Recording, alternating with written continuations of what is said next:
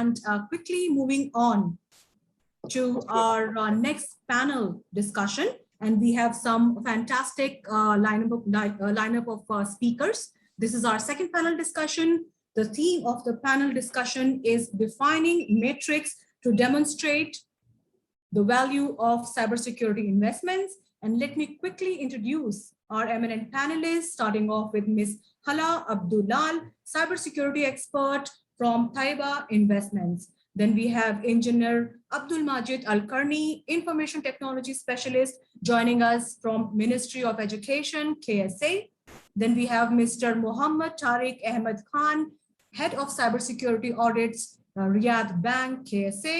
Then we have Professor Muhammad Khurram Khan, Professor of Cybersecurity at Center of Excellence in Information Assurance, Kingdom of Saudi Arabia, and he's also the CEO and founder at Global Foundation for Cyber Studies and Research, United States of America.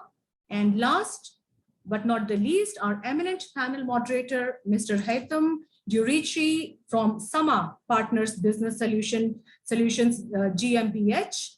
Over to you, Haitham, to moderate your panel. Yeah, thank you very much. I hope I'm a little bit audible for you. Yes, you are audible. Okay, so first of all, Assalamu alaikum wa rahmatullahi wa barakatuh. Like Bridget introduced me, I'm a co-owner and managing director of Sama Partners, cybersecurity company based in Germany. Yeah, I'm glad to moderate our panel discussion.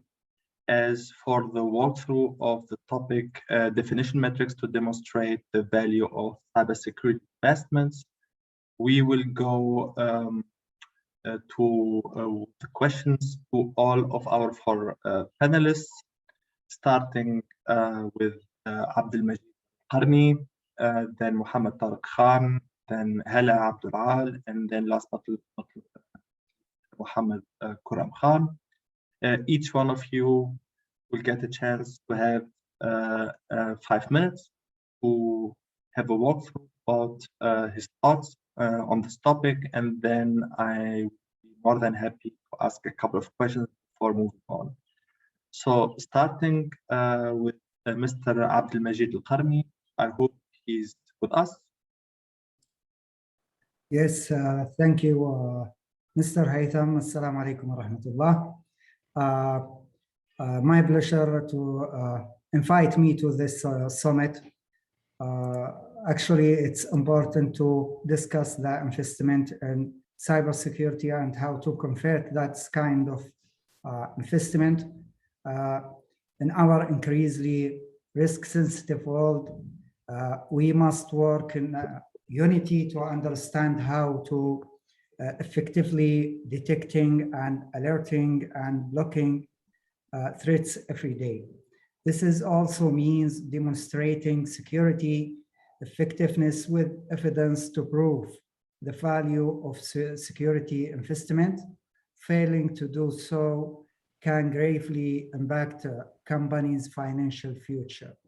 So when we comparing investment with or offer spending with that value, actually over the last decade, spending on security has growing exponentially, which is no surprise given the rising number and types of cyber attacks and the ever-growing attack surface. According to the cybersecurity market report from Cybersecurity Ventures, worldwide spending on security is predicted to top 1 trillion in 2021, which is great news for security vendors, but as the spending on security grows, the number of successful breaches is also likely to grow, which is not great news for businesses. Cybersecurity has become a bottomless spending area in many corporations because there are a lot of assumptions without proof of effectiveness. cyber attacks can impact on organizations, reputations, customer trust, stock price, and bottom line due to the cost recovery. Cybersecurity is crucial to company longevity, and like other operational areas, its performance and effectiveness must be measured, monitored to prove real value. So that means when we spending more money in security doesn't mean better security. I think that's the conclusion to have to how can we implement the security by the real way. So we have to get the best values, actually to focus on the most pressing threats and major security performance against relevant threats, also improve the performance and justifying security spending, so and monitor the changes in ITs. Thank you. Thank you very much for your overview. As of my experience, and what a lot of people doesn't know, education is part also of the critical infrastructure. Generally, people are, when they speak about critical infrastructure, they're speaking about energies or airlines or healthcare. But education is a major part of the critical infrastructure that should be secured. I will move on to my first question, Abdelmajid, and it's about the cybersecurity education. It's becoming more and more important, especially with the digitalization and the path that the Kingdom of Saudi Arabia chose with the Vision 2030. And my question to you, which areas of the cybersecurity education would you recommend or see or set as a priority as of your experience? As the technology changes, it becomes increasingly challenging for businesses of all types to keep their personal and customer information on the web secure. So, in my opinion, web security is important to keeping hackers and cyber thieves from accessing sensitive information. Without a proactive security strategy, businesses risk the spread and escalation of malware, attacks on other websites, networks, and other IT infrastructure. If hackers successful attacks can spread from computer to computer and making it difficult to find the origin. So a lot of users today, they're using web and websites, actually also e-stores, etc., mobile apps. So I think that we have to focus on web security because we will touch every user around the world. That's field very important because we can to contact with and protect a lot of people. Will that be part of the educational program of the schools in Saudi Arabia, inshallah? Yes, actually, they started now to teaching the digital curriculum. That's include cybersecurity chapter. Okay. Going ahead to the next question, the analysis of the latest cyber threat information, an indicator of attacks and compromises, etc., shows that besides the energy, petrol, aviation, that the ministry's such education is targeted from different perspectives, with social engineering and different strategies to jump in and to gain precious information. So which threats would you highlight as the most dangerous for your business or for the education ministry where you are working? Actually, there are many types. Maybe that will be highlights, but we can see ransomware in the top of that list. Although not based on social interaction, most researchers and cyber experts still view these attacks as highly prevalent in 2021, especially in small businesses. Along with the education sector, retail was the biggest industry affected by ransomware during the pandemic because as some retailers began trade online for the first time during the pandemic, and others saw an increase in the web traffic and online purchases. Cyber criminals took advantage of the opportunities presented to them. Second, I think in the list, zero-day exploits. It is a new exploit that slipped past installed antivirus software. Cybercrime groups take pride in discovering new exploits that defeat security measures. These so-called zero-day exploits are become more sophisticated and could pose a significant threat in 2021. 1000% agreed to that. Thank you very much. Moving on to Mohammed Tariq Khan from the Riyadh Bank. The stage is yours.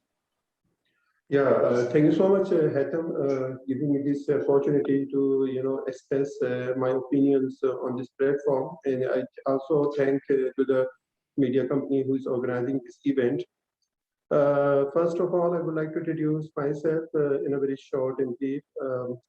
I have around more than 21 years of experience in information technology, cybersecurity, and information technology audit.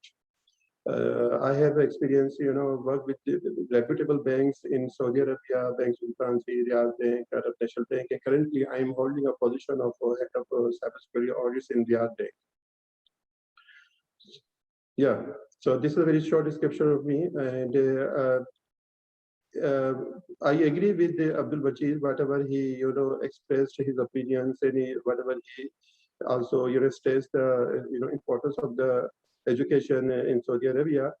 And I believe, human is considered as a weakest link in the cybersecurity domain. And it is a right time to make this weakest link to the stronger link by, to provide more education and awareness to the people, especially, the employees, the staff in the organization. Okay. So just before going ahead to the two questions, just to get maybe more details about your industry, if you don't mind. Based on my experience, especially with big banks, looking at the 0 days, the people are more and more building on artificial intelligence for detection of non-normal behavior of the clients or employees of the bank, to detect upfront campaigns that are not yet patched by Microsoft or IBM or TIBCO or whoever. Do you see that as one of the key challenges in your business area? Yeah, of course, attackers or cyber criminals are, it's a larger landscape. They are, making use of these new emerging technologies, artificial intelligence, or machine learning, and all of these things. And at the same time, organizations should also, consider using or utilizing these technologies just to cope with them. Because, if we will not be aligned with the tools and techniques used by the hackers or cyber criminals, we will not be able to protect ourselves. And I believe, in the dark web or the deep web, these attackers are very united and very, in having, establishing a good environment and the sophisticated attacks they have. And they also, at the same time, share, skills and, awareness and trainings, just to have a big bang, attacks or, for their own purposes. So in the same manner, I believe, organizations, banks, or ministries other in the kingdom should also focus on the same platform where, this kind of importance of artificial intelligence using the emerging technologies can be, leveraged just to protect the organizations in the kingdom. Thank you very much. Going ahead to the first question, looking at the compliance and audits in banks such where you're working, there is a trend that includes the audits of Security Operations Center and Vulnerability Management as an overall compliance reporting, just to ensure that the KPIs reported to the upper management are going aligned with the compliance, such PCI DSS or ISO. So what are the challenges that you see on such a convergence, especially the operative security and the operative security findings and the audit and compliance and governance standards? In my opinion, PCI DSS or ISO or other standards, focus on the information security generally. And if you talk about the PCI DSS, focuses only on one specific, a domain, credit card information, held by the organizations, used by organizations. While ISO 27001 is a very wide scope, and in the scope of this unit can be determined by the organization. So both have same importance. However, both can be used and they both can complement each other. So I believe, by having the both, the mixture of both standards can also enhance the security of the organizations. Okay, thank you very much. It's a tough time, especially like you mentioned, that the bad guys are well equipped, well staffed, and they are providing their attacks as a service, the deep web, and so should be also on the good part, on the lights, that we are all aligned and putting us together to be able to resist such threats. The second question is about the increase of the cybersecurity threats. That shows that the attackers are more and more focusing on social engineering, especially also on banking employees, such security architects, administrators, etc., to get a deeper look at your security architecture. Which measurements do you think are required to ensure and sustain the current high level of the banks in the kingdom? Yeah, as I mentioned earlier, humans are considered, the weakest link in any organization. And I think this is the time now we should focus this paradigm from weakest link to strongest link. And it can only be achieved by, giving awareness and education to the people. And, the main root cause of having the social engineering attacks is, the manipulation of innocent people. So if you make them more aware, if you make them more educated, what kind of, social engineering attacks are, and not only these, in addition to this, you also need to, make them aware how to react, how to act upon it. Because awareness is one thing else, how to react upon it is something else. So I think this is awareness is the key, control or key solution just to avoid or prevent this kind of attacks. But by saying this, I don't want to, dilute the, the solution of the implemented by the technologies. Technologies, anti-phishing technology, anti-spamming solution, all of these are equally important. And again, if organization has this kind of solutions there, you need to have somebody to maintain them, to fine-tune them, to make the best use of them. So I think awareness, in addition of the technology, is the key, solution to avoid or prevent this kind of attacks. I 1000% agree with you. You need the awareness, the web-based trainings, the phishing campaigns. You need such red teaming that is all the time looking on the weakest part in the organization, and they're the employees, And this is supported generally by tools such as SOC and such endpoint protection and DLP solutions, etc., to enhance that and to reduce the risk of attacks. Agree. Okay, thank you very much for your time and your precious input. Moving forward to our next panelist, Hala Abdul Al. I hope she's with us. Assalamu alaikum.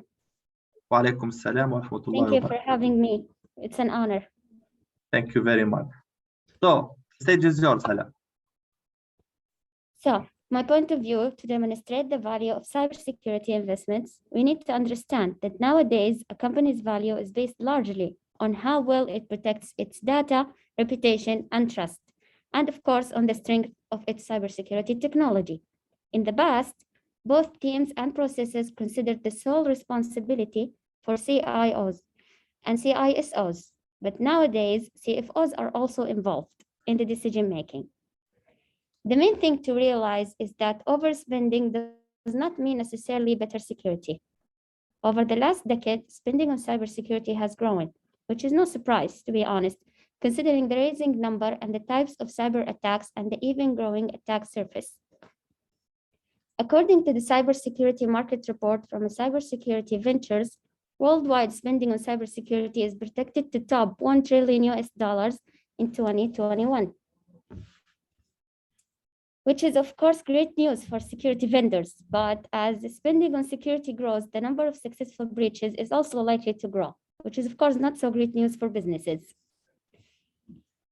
I'll mention a few steps that could help in improving security's value. For a start, CISOs and CFOs need to continuously measure a company's cybersecurity effectiveness to validate the security performance. The first step they need to take, they need to focus on the most pressing threats. While CISOs need to understand the threats and behavior to test against, CFOs should understand what threats organization most vulnerable to from a business, of course, continuity and corporate governance standpoint. In this process, there are few questions to be asked. What threats matter most given our industry, size, location, infrastructure, and regulatory requirement? What other companies in the same industry have been targeted and how likely we are to be next? What response mechanism do we have in place and how will we communicate those? The next step to take is measure security performance against relevant threats. Measuring performance means getting full understanding of effectiveness and where vulnerabilities show up. I believe the best approach is to conduct a real attacks, including every step of the attack lifecycle. The testing process is the responsibility of the CISO team, but the results of these tests inform CFOs and other executives about where they should focus spending. Questions to ask at this part of the process include, how can both the relevance of this information and our exposure risk factor be measured? What is the baseline of security effectiveness that we will accept? And how do we measure this baseline? How do we ensure that this baseline is always met? Following up on that, we need to improve performance. This action based on the result of testing in step 2 should occur continually. When adjustment and improvement are made, the continuous testing proves the value of cybersecurity to the C-suite and other stakeholders. Questions to ask include, where do gaps and shortcomings exist? Has our risk profile changed? Should security effectiveness be maintained or increased? Finally, you need to justify security spending. IT leaders as well as company leadership want to know what happens when security controls are removed to cut costs or new controls are added. The process of prioritizing, measuring, and optimizing is a useful way to show that company risk profile is continually strengthened. And whenever you face overlapping controls and discover them, security spending is cut. Leaders can be assured that the organization accepted level of risk is still met. Questions to ask include, what financial value is attached to security effectiveness? Is our financial and resource spend justified? Are we reducing duplication, waste, and cost without reducing security effectiveness? Are our policies, people, and technology supporting our desired financial outcomes and risk profiles? So this is the process I think that should be taken into consideration before doing an investment into cybersecurity. Thank you very much, Hala, for your insights. And like you mentioned, the question after money and budget is all the time arising when it's about security topics. Unless there are some attacks and damage happen, then the people are more than willing to pay and to invest in. So having a fast walkthrough, looking at the time on your questions. So just to sum up, what are the key prerequisites of cybersecurity that should be considered before doing an investment? Just in short words. Okay, obviously organizations and individuals had different needs. One of the main prerequisites to look at is the digital transformation of the organization, as well as the level of its sensitivity. We can also look at the changes of budget in the coming 12 months or in the past 12 months. We need to check annual spend on information security. We also need to check our resources, like the lack of such proper awareness, training program for employees. This could be factors that affect our investment. There are also few cyber risk identification, such as threat action of people. That would be my next question. Make or buy. A lot of people are investing in their own cybersecurity department, but not. So why should people or businesses invest in own cybersecurity departments? Well, while technology advances and its application became widespread, the need for investing in cybersecurity increases. Cybersecurity venture expect the global cybercrimes to cost to grow by 15% per year over the next 5 years, which means reaching $10.5 trillion annually by 2025. Therefore, it's critical to invest in a cybersecurity program to ensure that your organization will not be vulnerable to a cyber attack, which can be done by using a comprehensive cybersecurity platform that will protect all your data on site or in the cloud. There are a lot of benefits can be gained from investing in cybersecurity, such as providing protection for remote working employees. A business can boost up productivity since they will not be facing a cyber crime where their work is stopped. You can improve your revenue. The way I see it, investing in cybersecurity may not return any financial benefits, but it can save the business reputation and build good relationship with customers. Thank you very much. You answered already my third question with what to expect. Yeah, thank you very much for your contribution, Hala. Was a pleasure to hear you. And moving to our guest, Mohammed Khurram Khan, the professor of cybersecurity, and the stage is yours. Please. Assalamu alaikum and good afternoon, all. Thanks, Hashim, for nice introduction and moderating this outstanding panel. First of all, I would like to extend my profound gratitude to the conference organizers for organizing this overwhelming event and inviting me to be a panelist in this session. It was really quite enlightening to listen to our previous panelists discussing the importance and value of cybersecurity investments. So to continue with the discussion, I would like to share some of my insights on the topic. As we all know that cybersecurity is one of the hottest areas where VCs and investors are pouring tons of money in the Silicon Valley and elsewhere, and cybersecurity has become like over $360 billion industry so far. That is quite fascinating. So just to mention here, approximately $7.8 billion were invested in 2020 in cybersecurity startups globally, which makes it as one of the sweetest areas for VCs and investors focusing on angel, seed, and early stage rounds of startups. And according to the Business Insider, overall value of cybersecurity startups in 2020 was approximately $148 billion, and it is projected to swell to $207 billion in the next 3 years. I think there is some background noise. So could you please disable the microphone, whoever is that person? Naveen, could you please take care of the mic? Thank you. Yeah. So by seeing this very nice and fancy figures and exponential ROI, we can say that the cybersecurity has become a gold mine for VCs and investors around the world. As discussed by previous speakers, COVID-19 has changed the way we work, live, and socialize. Consequently, it has also changed the investment patterns in cybersecurity startups and organizations globally.